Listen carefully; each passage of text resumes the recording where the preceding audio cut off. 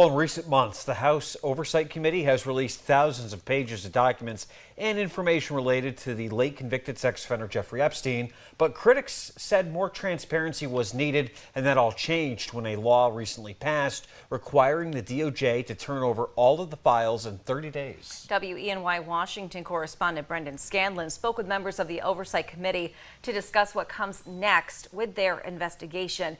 He joins us now live tonight with more. Brendan.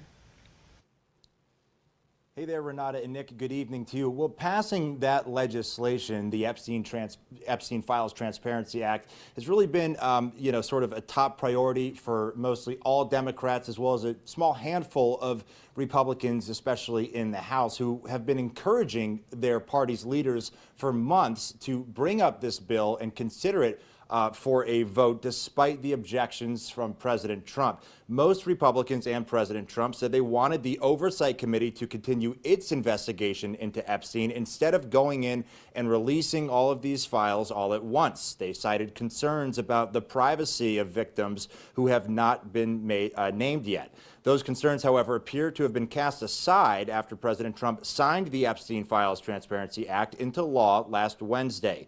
Now, the House Oversight Committee said it is expanding its investigation with new subpoenas for Epstein's financial records and new requests for documents from the Attorney General of the U.S. Virgin Islands, where Epstein had 2 private islands. I asked Oversight Committee member Congressman Nick Langworthy if the Epstein Files Transparency Act, that legislation, if that will impact the scope of the committee's ongoing investigation.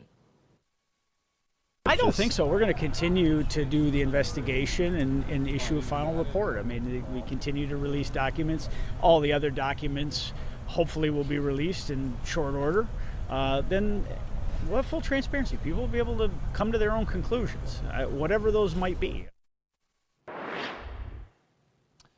Renata and Nick, Oversight Committee Chairman James Comer also said last week that both Bill and Hillary Clinton must appear for depositions as part of the committee's ongoing investigation. Comer said he would initiate contempt proceedings if either of them failed to show up and not comply with those subpoenas.